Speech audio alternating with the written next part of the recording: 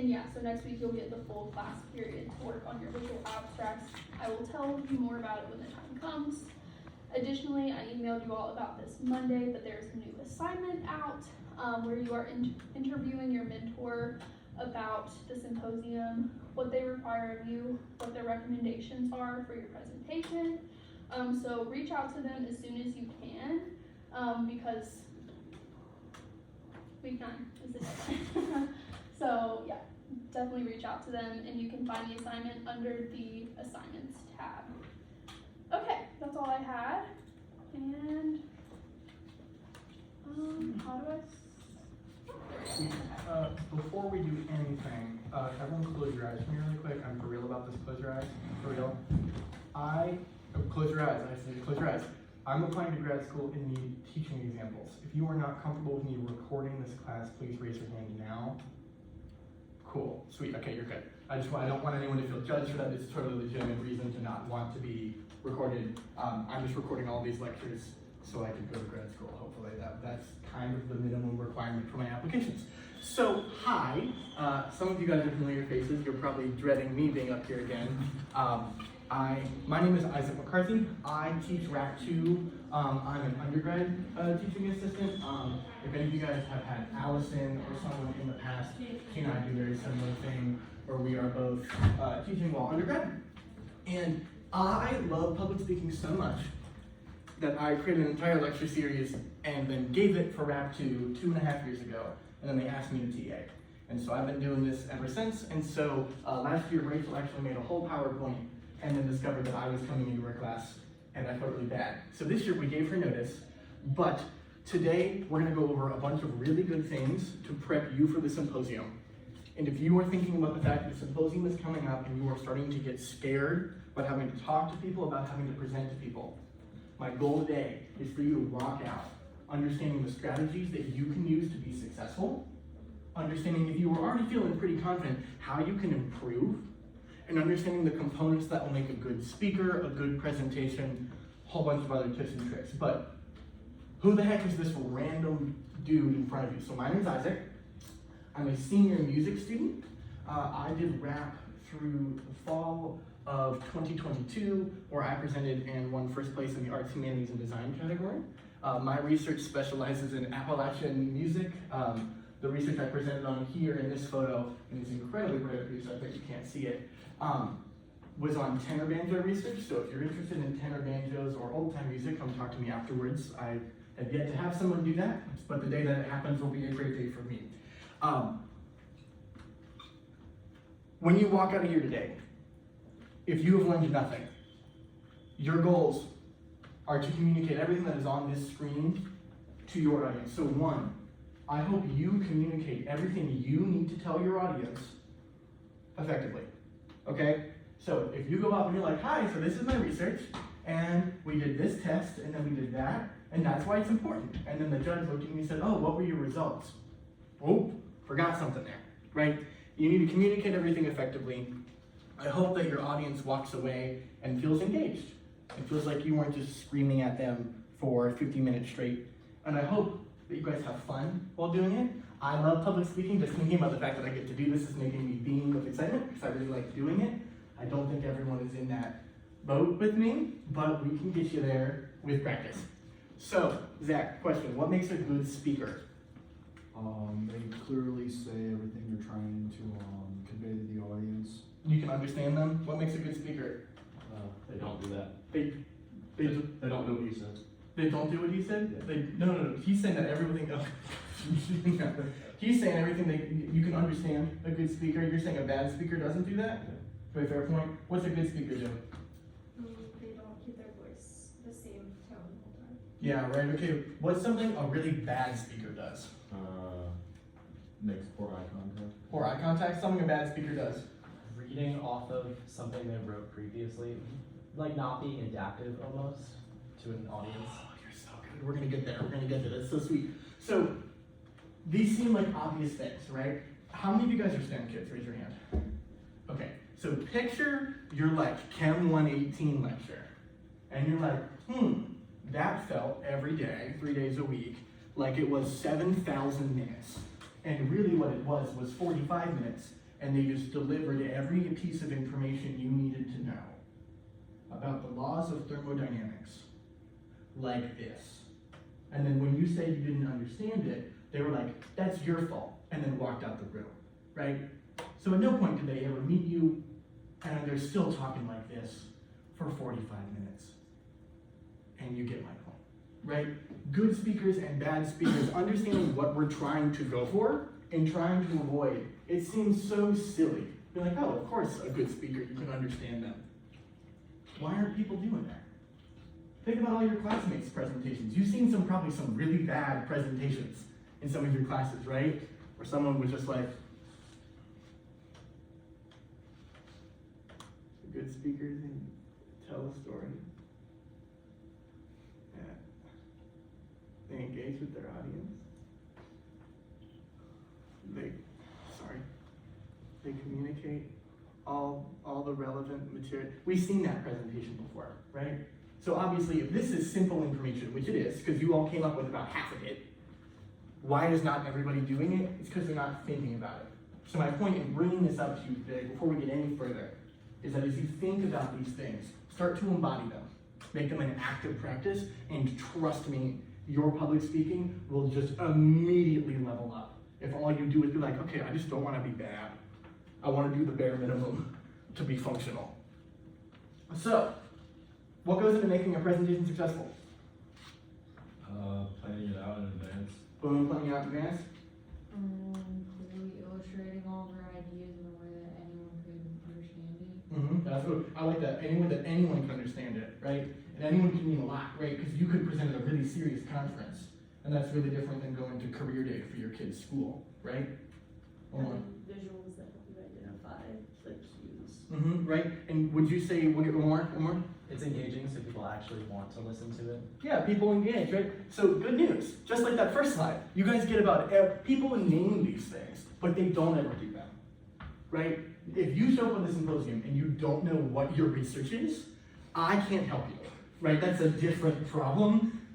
We should have addressed that in our first check-in meeting, right? So show up on the symposium, if you know your content, if you planned, which you will have to because you have to have made a poster or the slides for it, right? If you've understood what the important components are of your presentation, right? If you show up and you dress professionally. Now, I am a folk musician. This is the most formal outfit I have ever worn for my performances when I play my banjo. I don't think this would go over great at a neurobiology conference. Now, if I was doing elementary school education, this would probably fit right in. We could probably get along with it, right? So my point is, you can always do everything that's listed up here. You guys quite literally named everything, right? You can plan ahead of time. You can make sure that you eat and get an adequate amount of sleep. If you don't eat breakfast every day, do you want to eat breakfast on the day of the symposium? Probably not, right? It's Rachel. Right, follow your rhythm, follow your routine. So as we're about to leave I'm gonna leave, ready? We're about to hop over, we're gonna jump the threshold a little bit, right? All of this, you guys got. I'm not worried about it. As you go to the symposium, my goal is that this is just built in, and by taking rap, you're gonna get through a lot of this. We have deadlines for a reason to help some of this happen, but there are three major components to any presentation. There's your verbal, your nonverbal, and what I call non-presenter, although you can probably come up with any sort of name for that last group. So first, when you think verbal communication, all of you guys have mentioned it so far, some people talk way too fast. They move through everything in their content so fast, they actually can't understand anything they're simply doing, right? And so I can move through all my content this fast, so no one really ever understands anything I'm doing. I'm actually tripping over my own syllables, because there's no way I can articulate everything I'm doing, and I'm thinking, I keep going, and suddenly we're done with our presentation. And did you understand anything I just said? Not a word, right? Some people move too fast, right? But if we go back to the Chem 118 lecture speed, so my research is really important because, and you see where I'm going, right? Both of those extremes don't work, right? So we're thinking about how do we pace ourselves effectively? How do you get your content out in an effective manner? And all it really is take your normal speed, your normal rate of speech, just slow down a little bit. That's the best way to start. Some people already have a pretty slow rate of speech, like a nice normal candor. Some people like me we're a little more bouncy. I move through things pretty quick.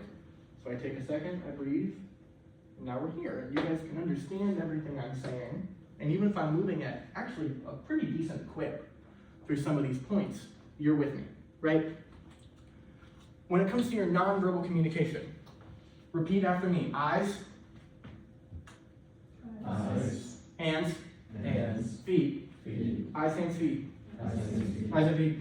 Eyes and feet. Feet and that wasn't good. Eyes and feet. Eyes, feet and us. Rachel. Eyes and feet. Rachel. Rachel. Feet and us. Eyes, feet, hands. Cool. Okay, just making sure you're paying attention. Right? So, when it comes to your nonverbal communication, right, open body language is key. If you are behind a podium, like if I'm over here, I don't need to be gesturing. Like, you guys can't see me do these little gestures with my hands probably. I bet you can't see it at all, right? But I can still stand nice and open. I still look receptive. I still look like I want to be here and not like I'd rather jump off a bridge, right? I still look excited. But if I'm out here, you know, and I'm like, do I look like I want to be here if I'm like this? Okay, is this any better? Not really, right? My feet are a little better. My hands aren't. That's a little better, right? Now I take a second, actually really settle into my position. I look like I want to do this now, right? Now this is fine. Maybe this is fine. What you're doing, maybe you're just gesturing to your poster, right? But where are your eyes looking? Where are your hands? And where are your feet positioned, right? If you just think eyes, hands, feet, you'll be fine. You're like, okay, I'm looking out and down, like this. Then I stand like this.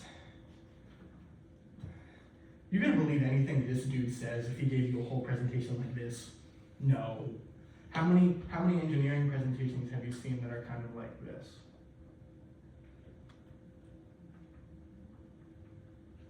Right? How many in-class presentations have you seen where someone's genuinely just staring at this? Right? All you have to do is open up. And now, if you're uncomfortable with that, one, it's a practice technique. So you might find yourself uncomfortable. If you get through the presentation, it's a win. That's what we're here for. My goal is to help you guys realize a higher level of success, right? But all of this will go out the window, like you said earlier, if your presentation aid just looks a mess, right? This is not a very funny presentation, right? I don't want to bring this to the comedy cellar, right? There are plenty of people who probably make very funny presentations. I don't think they go over very well at a neurobiology conference, right?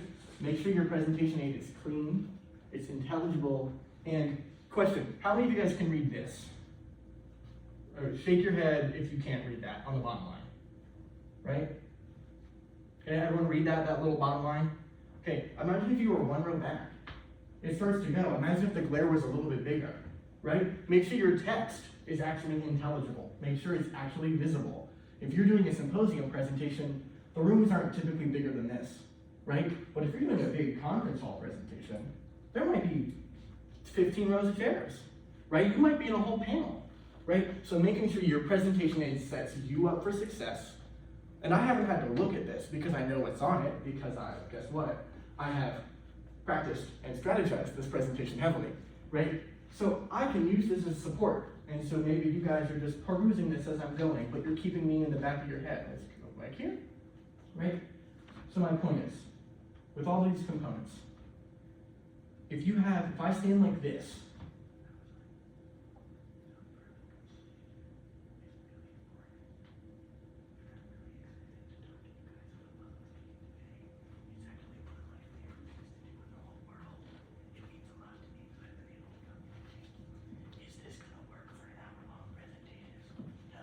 but if we were here and I talked about public speaking like this, and I genuinely love talking about this.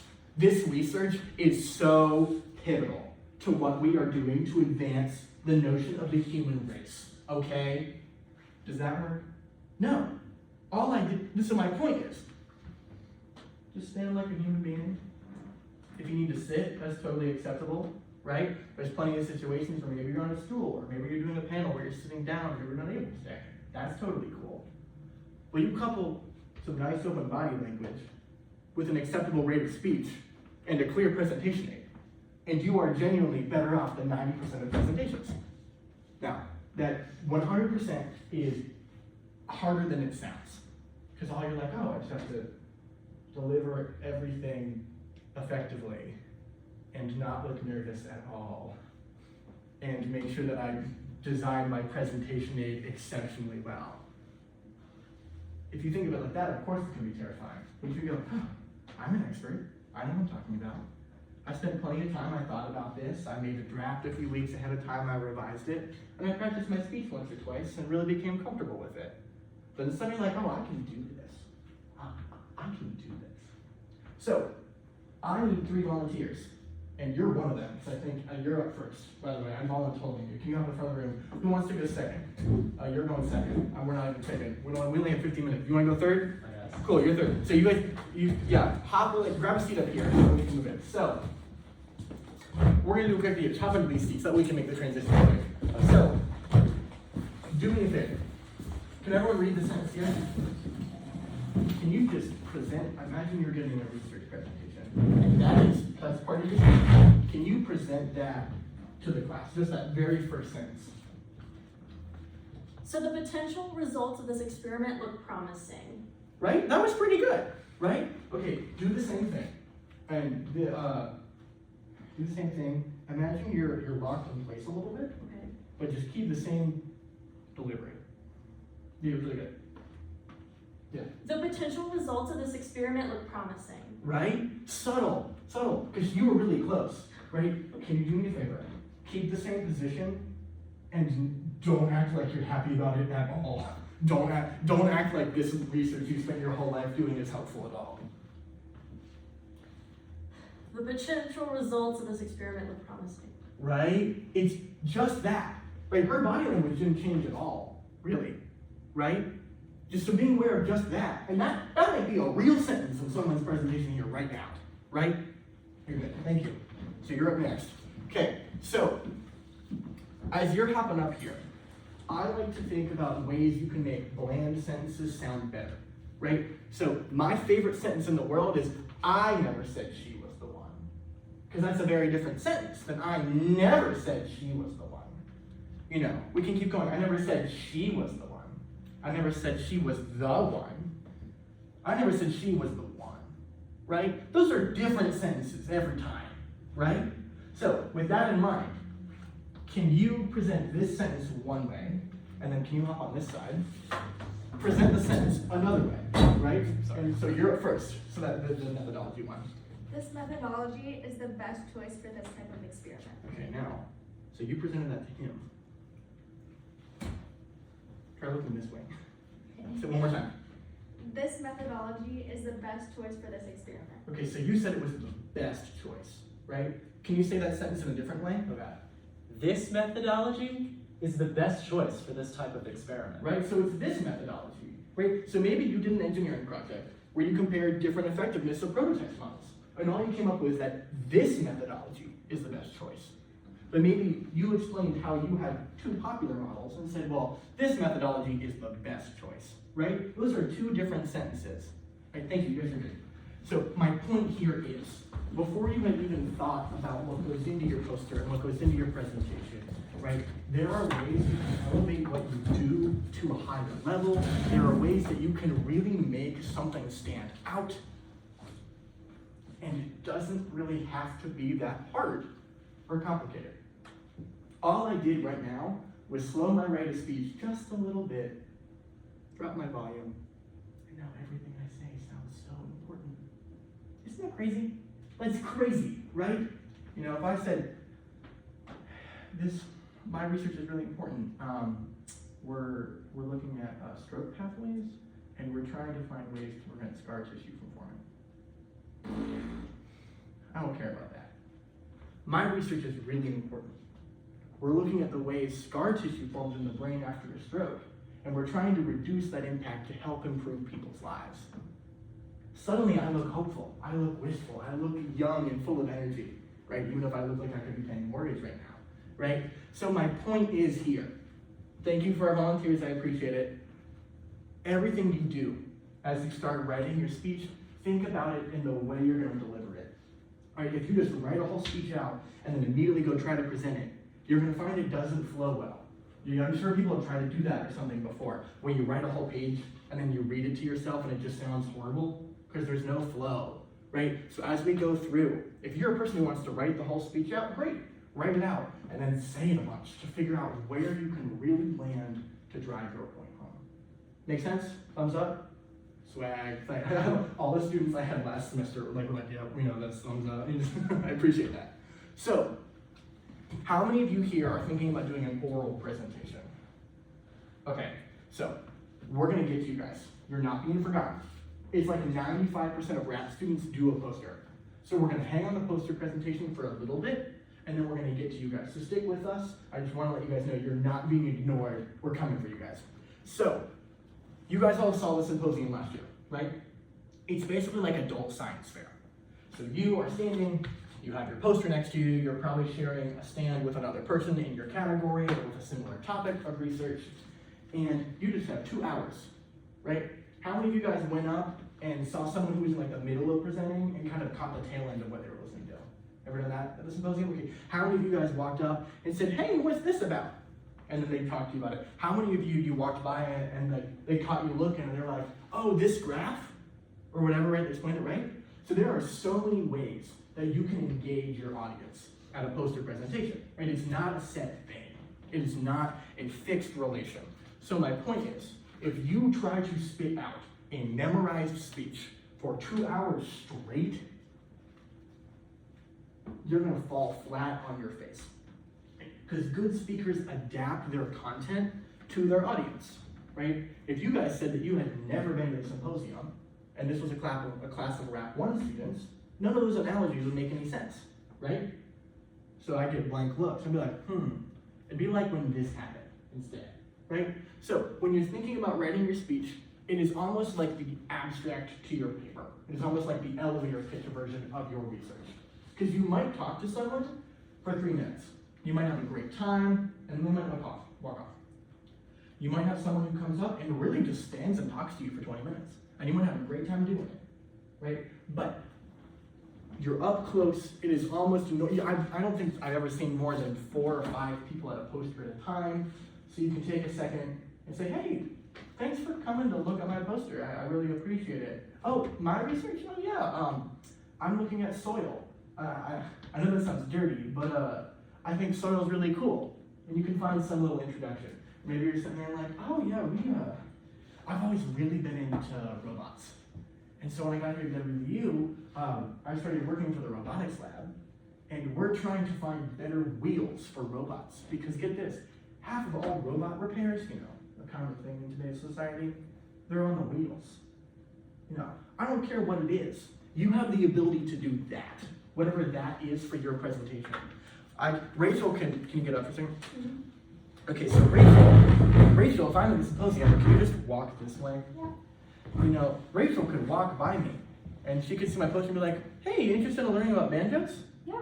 That's what I did for 2 hours. That's all I needed, thank you. That's all I needed, right? So the point is, you were up close with someone, you have a chance to do a lot of eye contact, a lot of small gestures. It's totally acceptable to say, hey, take a step back. You wanna look at that graph or you wanna look at the picture? I got in trouble with the bird lab last year because I said I only go to the bird posters because they have pictures of birds on them and they're cooler than the STEM graphs. And then the bird guys got mad at me. But it's honest, it's true. But I've listened to like 7 different bird presentations here since I've been at WVU. A lot less engineering projects at the symposium, right? So, when you're prepping for a poster, make sure your poster is clean. We talked about that already. Make sure it's nice, it's neat, it's legible. And suddenly you are dealing with eyes, hands, feet, for maybe 2, 4, 5 people. And if you just try to be like, so my research is blah, blah, blah, blah, blah, blah, blah, blah, every single time, not only are you gonna fail to really engage with your audience, you're gonna get tired, you're gonna get bored, it's not really gonna work, right? We all following along, right? That's radically different from my oral presentation crew. Oral presentation crew, you have 10 minutes then you have 5 minutes for questions. It is one shot, one attempt, and so if you forget to put a slide in for your results, you can't just go back and really add that in. Excuse me. Some people, if you're doing a poster presentation, will come up and ask you questions, especially if you have a big picture or a graph. People love those. People genuinely will be like, what's this? And you're like, oh, that's like the fundamental conclusion of my research. I'd love to tell you about all the important pieces you need to understand that. Right? And so you kind of have to go backwards. In an oral presentation, it is a formal speech. So this is, I would call this like half formal, half informal, right? I can walk around, you know, if I walk up here, the people in the front probably, you don't feel like you're being ignored up there, right? No, I'm just taking a stroll, right? But I would not do this if this was a real scientific presentation at a conference, right? That'd be like really weird. So if you're prepping to do an oral presentation, my advice for you is to write a real speech, to write it out like an actual script, to bring the script. We're gonna look at some script examples here in a second, right? Because you will not get a chance to really run it back. You also probably will not get a chance to make an individual connection with everyone in the audience. But you will probably get a chance to talk to more people at once than anyone who does a poster presentation ever will do. So it's a trade-off there, right? We follow along with the differences. So prepping for these guys, they're different beasts to tackle. They're both doable. They both use really similar strategies. But if you really want to nail these guys down, start thinking about the little nuances for each of the presentation styles and how you can make your presentation unique. So we've talked about how to present a speech, right? You're talking about what goes into being a good presenter. You don't have a speech yet though, right? So let's write one. So, question, what goes into a speech? An introduction. Boom, that's one. Boom, Conclusion. boom, there's 2. Body. The body, okay. So yes, that is the 3 parts of the speech. However, there are only 4 things you need in your speech, ever. You need a hook, you need the problem you are solving, your solution to that problem, and you need a conclusion, right? How many times have you gotten through talking about your research and all you did for like 4.5 minutes was just describe the test you did? You didn't describe any context to your research. You didn't tell me why your research was important at all. You didn't even tell me your results, right? But if you start with this structure, trust me, you'll get so much better results. So if we want to solve a problem, you need to define that problem, right? So many of you guys have clearly defined research questions in your lab that you're trying to answer. As a humanities student, that's a little trickier for me, right?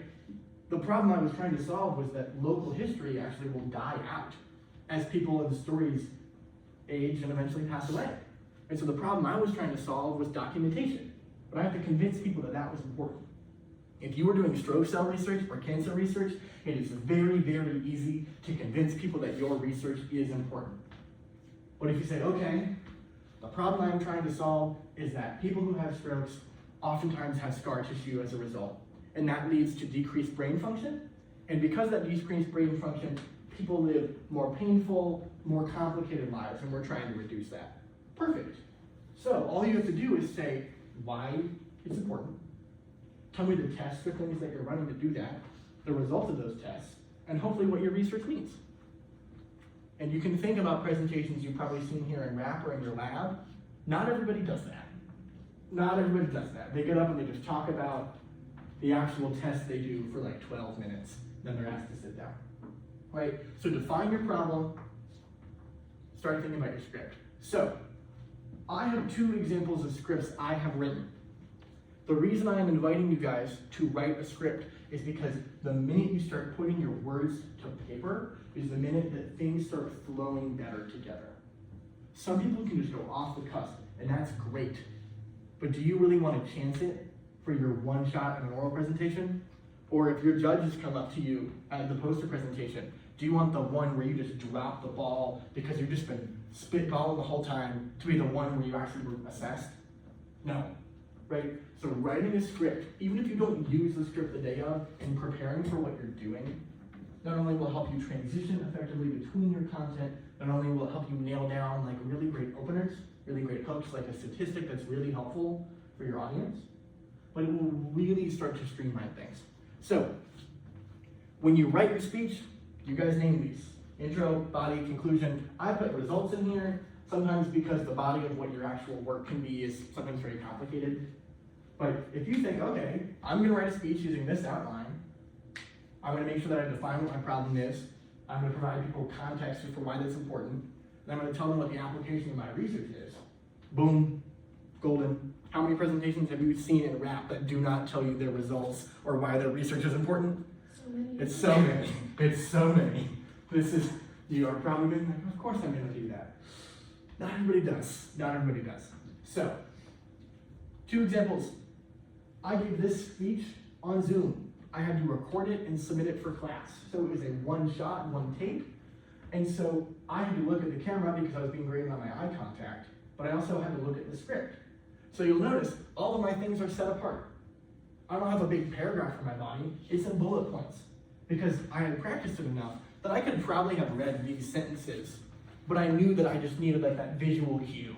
Just be like, oh, that one's next, right? So I read through it, right? That subject sentence is kind of like my thesis, right? I wanted to make sure I delivered it effectively, so it's in bold. You know, I wanted to say that setting up a personal calendar is simple, yet essential for a college student, as opposed to saying that setting up a calendar is, it's simple, but it's essential, right? Those are 2 different deliveries. I wanted it to go a certain way. Oral presenters. I apologize, by the way, for the small text on here, right? I once gave a presentation where I wanted to be funny. Now, I'm not a very funny man. I'm typically good at being very loud and excited, but funny is not really one of the characteristics that the Lord just threw me when I was born, right? So what I did was, I put instructions up here about when to change slides so I could deliver the joke effectively, right? Are you a person who's gonna do an oral presentation and you're gonna have a cut of your graph that shows your whole results? When you talk about certain points, put next slide in and put a zoomed in portion of your graph, right? Not only will your audience appreciate it, they'll appreciate the attention to the detail, but they'll actually be able to understand what you're doing, you'll feel more confident, and if something happens and you get off track, if you go to the next slide, you just you'll know what to do, you'll know where to go in, you'll be able to pick up where you left off, right? The script is a safety net that chances are if you build one properly, you will get to the symposium and feel like you don't really need. That is my goal here. So, I'm just gonna hide the activity for a second because I want to describe this. So what we're gonna do, we're gonna take the rest of the class and we're gonna present our research. Now, if you have not presented your research in a while, no worries. Last semester, you wrote an abstract for your project. And you know what an abstract is? It's a very concise summary of your project, almost as if it would be perfect to present to someone, if you only have a little bit of time. Now, you might feel pretty comfortable with your content and might not need your abstract. That's great. If you are terrified of presenting in front of someone, great. Pull your abstract up, read it over once, and then if you need to, you have a script in front of you, right? But we're gonna pair up, and I'm gonna pair you guys up because I don't know who hangs out with who in this class, and so I think it's funnier when I do it. I can't, but that's the only reason. So we're gonna take time, and you're gonna present. When you present, make sure you stand up and start thinking about the eye contact. Start thinking about your hands, your feet, your eyes. How are you delivering this? How are you delivering your content? If you give it once and go, oh shoot, I totally forgot to tell them about what I actually did, you're gonna start realizing that, don't worry, you have 6 weeks left. But imagine if that feeling happened on the day of the symposium. Okay, so Zach, you, and you. So you two can be here, that's fine. Who's not partner? You. Or do we have, are you paired yet? Cool, so we have a group of 3. Boom, you guys are a group of 3, that'll work. Okay, so there's your groups. Rachel and I are gonna be floating around. Take a second, find who you're paired up with, and what if you are confused, what you are confused. I'll come to you. You're all here.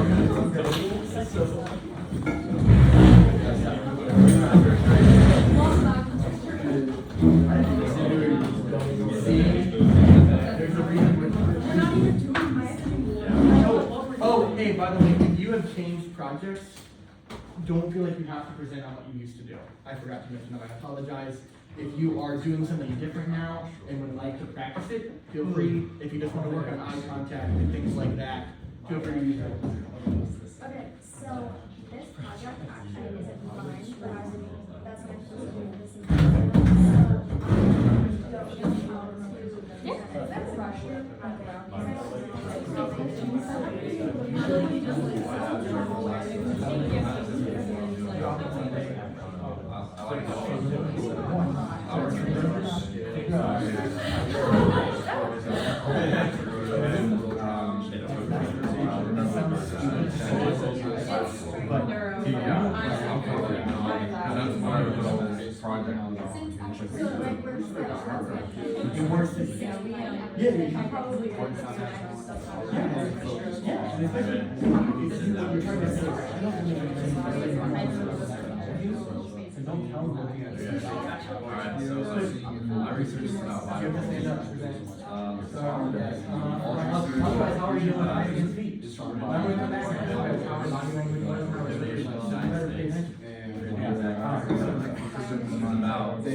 Make sure you stand up when you present. You better be standing when you present.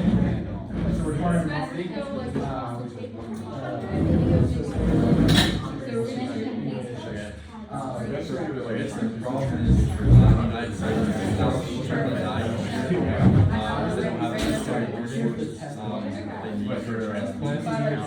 Trying to solve that, especially when it's a violence. Essentially 3D printing an organ or a vessel to help bodily function, help people survive. So my research pertains to building a bioreactor. So inside the bioreactor, there's something called bioink. That's what's extruded from the syringe in the vessel. That's what's used to build whatever. While you're studying it, it needs to be kept at a certain temperature. So in our case, our bioink needs to be kept at 2 degrees Celsius. So what I'm doing, my research is building a temperature for the head of the bioreactor. So how I achieve this, I built an electrical circuit. There's a few resistors in the circuit, and there's a thermistor which is the resistors. So depending on how much heat you apply from the resistor, changes those resistors. So I hook that up to an Arduino, like a microcontroller, which takes the reading back to my computer, put those through a few equations, and depending on the resistance of the thermal resistor, like the temperature applied to it, takes that, reads it, and then gives me the exact temperature value. So that's like the thermometer part of it. And then I built a metal block to fit snugly around the syringe, which is made of bismuth and tin alloy. And then to that I applied something called Peltier wire. And Peltier wire is also like a little pad, so these wires come out of it. That's connected to the other circuit that I built. So depending on the polarity of the sensors on either side of the pad, one pad is one side of it, one side of it, we apply the green side of that Peltier to the metal. And the reason we use that sort of alloy is it's really a conductive piece. So that will pull down, I'll pull down the metal, which will in turn pull down the bioink inside of the syringe that it's around. And then I'm going to read the temperature from the thermal resistor back into my computer. So we'll be able to tell what temperature the bioink is at. For example, biscuits and what cells inside the bioink. You want to practice? So like in the end, it'll allow us to create structures that will actually be viable inside of the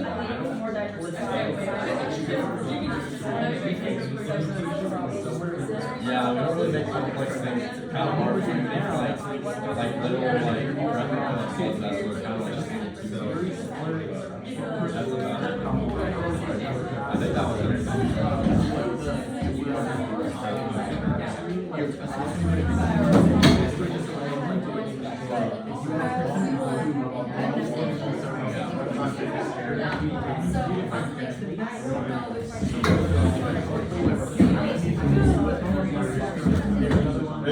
I can do both of these.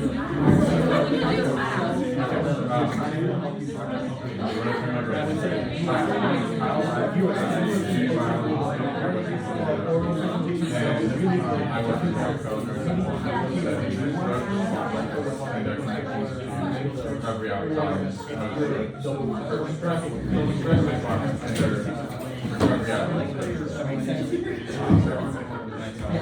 with Dr.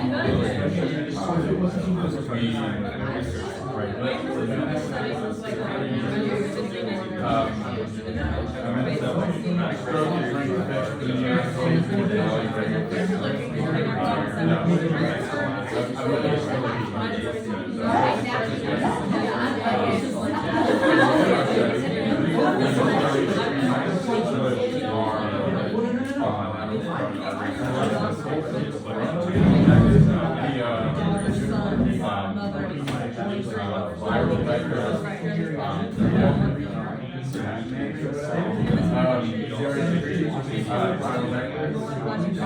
is definitely J campaign fluorescence within increases fluorescence within calcium independent reaction. Neurotransmitter signal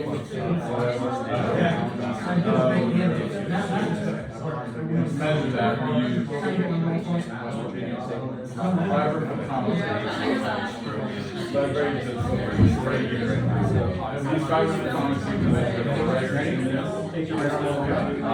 Pretty sure that the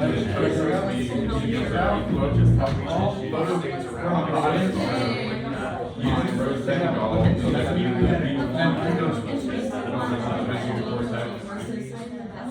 the blood shrinking then compare that to our benchmark.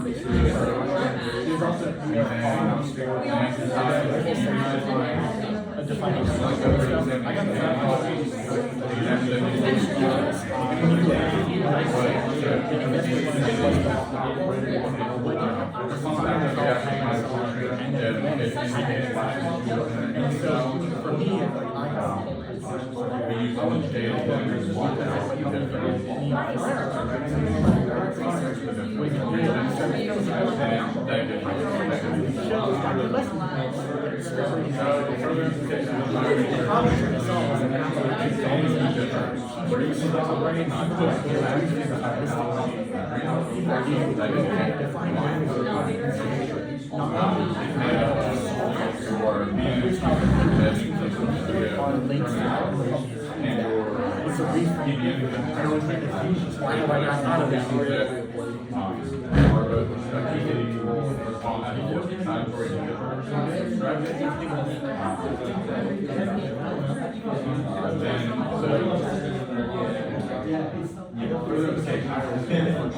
I'm going at a we should expand on to how to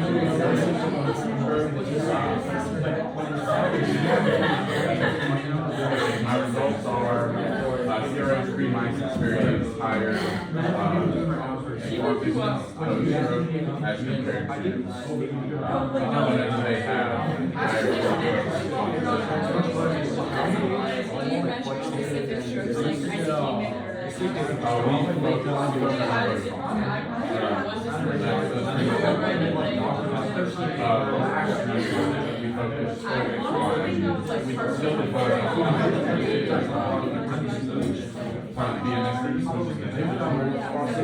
so now we're actually at the TCM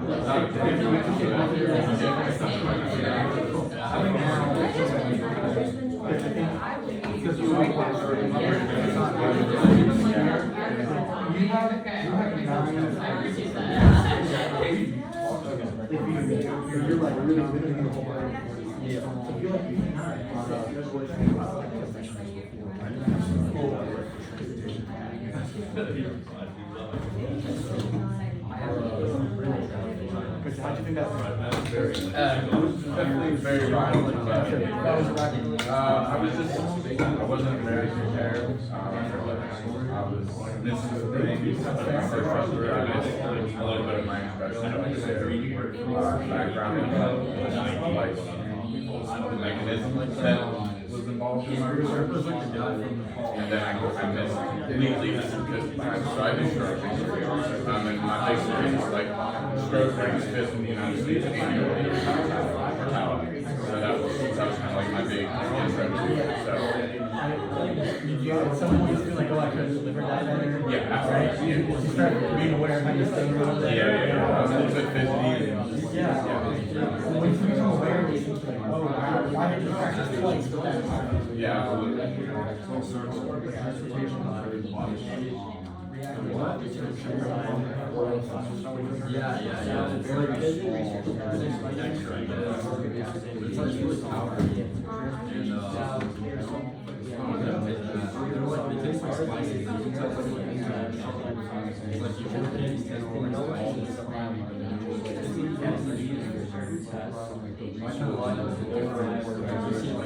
Actual You ever have like a test? What are ideas?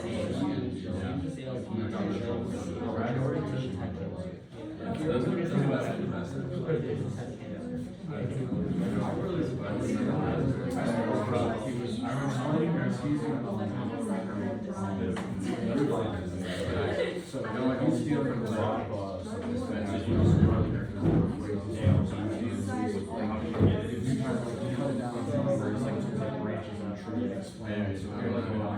I like. Alright, let's come back for a second. Really? Alright, let's come back for a second, guys. See, it's fun, right? It's crazy when you're a public speaker and people listen to you, like you can just control all of it, like if we wanted to. We could just sit in silence. And the thing about this is, it doesn't matter what happens. Because if you guys interrupt me, you're the rude ones.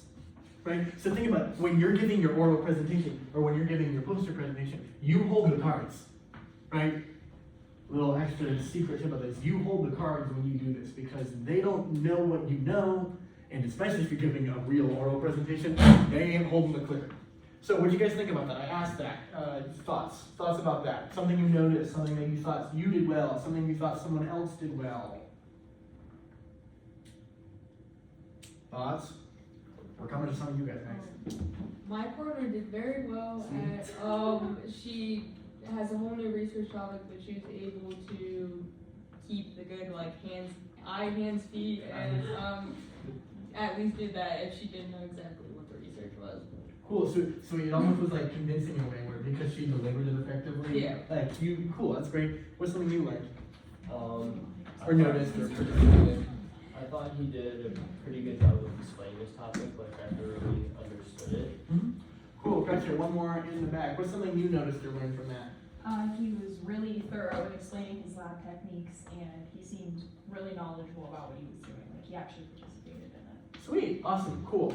So, if you are a little scared, in a good way, like, oh, that's what's gonna happen if I don't prep for this. Good. That's a little bit of the purpose of this.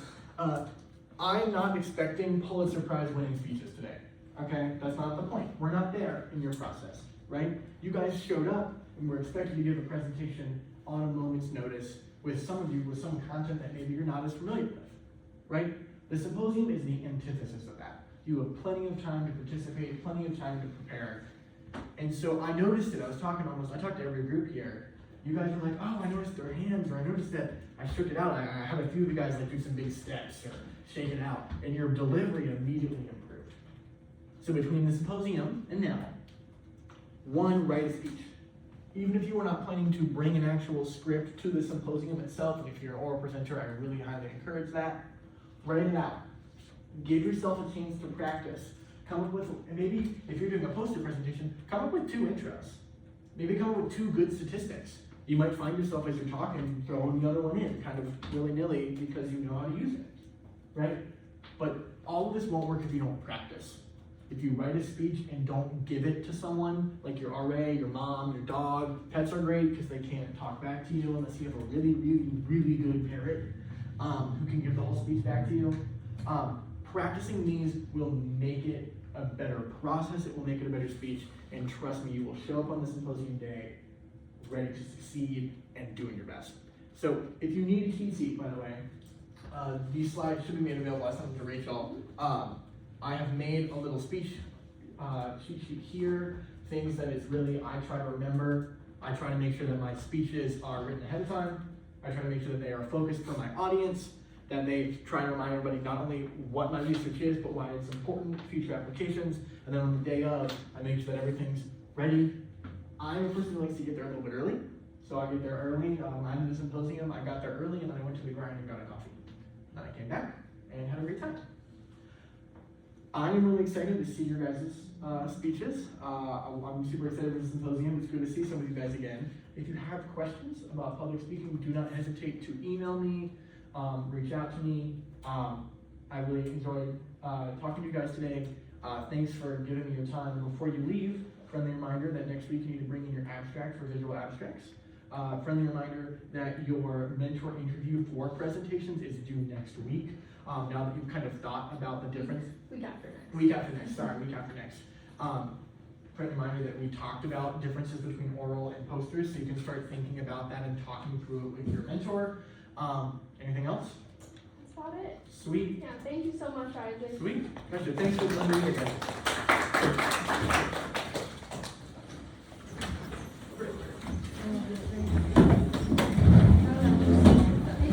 That was awesome.